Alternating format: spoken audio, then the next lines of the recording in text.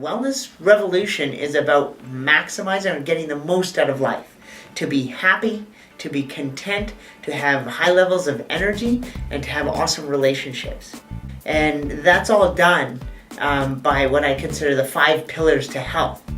One is having adequate, well-rested sleep, meaning that the mind is at rest so that we can get into deep sleep, getting good nutrition, feeding our bodies with the right food and good food, mind-body awareness through meditation or yoga, and making sure that it stays connected. Usually as you get older, there's a disconnect between the mind or the brain and the body. And it's important to keep that connection there and to keep your levels of stress as well managed. And in doing so, it happens. Exercise.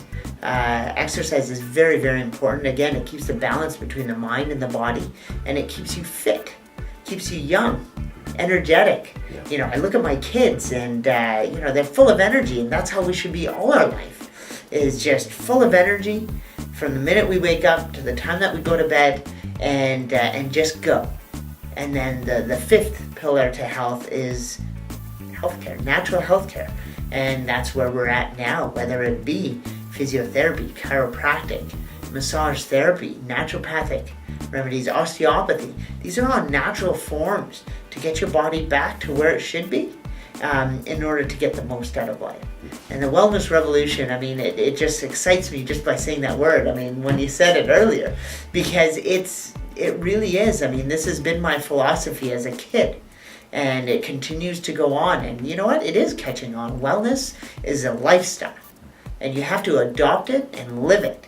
And then you really get to see, we can live to 100 years old and still be functional and healthy. Most people, you tell that to, they're like, 100 years old? Oh my God, I'm going to have these pains, arthritis, this and that. Not necessarily. If you take care of it now, you prevent those problems from arising later on, and you get the most out of life. I always come back to that, and that is the number one thing, is making sure that stresses don't get to a point where you're missing out on life. You're missing out with true relationships with your spouse or your friends or your family. Stresses that can come in the way of you and your children and how you interact, or your colleagues at work. In all aspects of your life, minimizing stress is the best thing you can do in staying healthy.